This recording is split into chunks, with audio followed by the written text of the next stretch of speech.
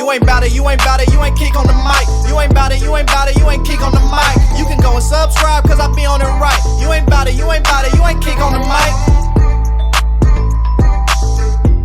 Bears fans, the 2024 NFL Draft just got more interesting. Hey, what's going on, Bears fans? Thank you so much for joining me for another episode of Keek on the Mic, the podcast all about the Chicago Bears. As always, if you're new to the channel, make sure you hit that subscribe button and the bell notification to catch all Bears content right here on the podcast. So if you guys have not seen yet, earlier today, projected number 1 overall pick, Caleb Williams, officially declared for the 2024 NFL Draft. And now the big question coming out of Chicago is, what will Ryan Poles and the Chicago Bears do with the number 1 overall pick? So let's go ahead and talk a little bit more about quarterback Caleb Williams. So Bears fans, when you look at a guy like Caleb Williams, he stands at 6'1", 215 pounds. And overall, Bears fans, Caleb Williams is a very good prospect coming out of USC. He was the 2023 Heisman Trophy winner, has elite overall arm talent, can make any throw on the football field, even when he's off balance on his back foot. He has elite playmaking ability, pure athlete, good accuracy, and can also read a defense very, very well. And Bears fans, I'll be the first one to say that Caleb Williams is a very good prospect, and I truly believe with the right coaching and scheme can be an instant star in the National Football League. And I'll also say this, Bears fans, this is not going to be any easy decision for Ryan Poles and the Chicago Bears to actually decide if they want to keep Justin Fields or draft a guy like Caleb Williams. And I'll also say this is far from over in determining what Ryan Poles is actually going to do with the number 1 overall pick. We still have to go through the combine. We'll still have to go through the pro days. They still got to meet with Caleb Williams. And if all those boxes check out, maybe he does go out and drafts Caleb Williams with the number 1 overall pick. But no decision has been made in Chicago quite yet. And Bears fans, even though I do really like Caleb Williams as a prospect, and I think he can very well be a star in the National Football League, there is one knock that I do have on him. Against non-top 25 opponents, Caleb Williams was absolutely excellent. In 23 starts, he had a 70.3 completion percentage, a 317 pass yards a game, 78 touchdowns to only 7 interceptions. But then when you look at him against top 25 opponents, this is where it gets concerning because he actually struggled. In 5 starts, he had a 51.4 completion percentage, 172 pass yards a game, and 6 touchdowns to 6 interceptions. And don't get me wrong, Bears fans, this doesn't take away to the type of prospect Caleb Williams is. I think he's still a very good prospect coming out of USC.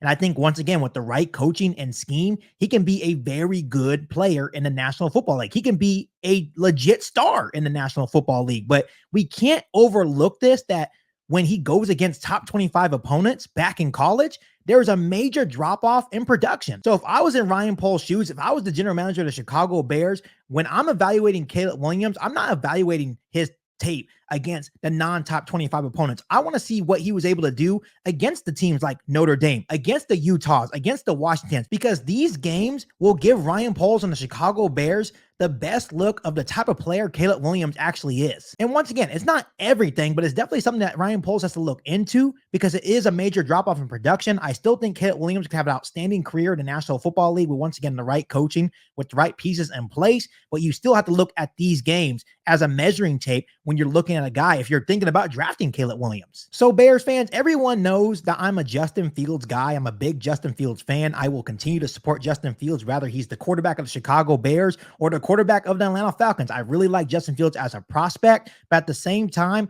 I'm ready to see a winner in Chicago. So if Ryan Poles thinks it's the best option to draft Caleb Williams and let him lead the Chicago Bears, I will trust Ryan Poles' opinion and the direction that he wants to go in, because I think with the right pieces in place, with the right OC, with the right offensive lineman, with the right weapons around Caleb Williams can possibly be kind of like that CJ Stroud with the Houston Texans, and I'm all for it. As long as the Chicago Bears are winning football games, I think I will be happy, and I think Chicago Bears fans will be happy as well. But the one thing I do ask from Ryan Poles, if he is even thinking about drafting quarterback Caleb Williams out of USC with the number 1 overall pick in the 2024 NFL Draft, is this: please fix the center position or the offensive line in general. Please pick the right offensive coordinator that will put Caleb Williams in the best situations to succeed 24/7 and actually play to his strengths. And also, please give him one more weapon alongside DJ Moore so we can put him in the best situation to succeed in Chicago. Because yes, Caleb Williams is a very good prospect out of USC,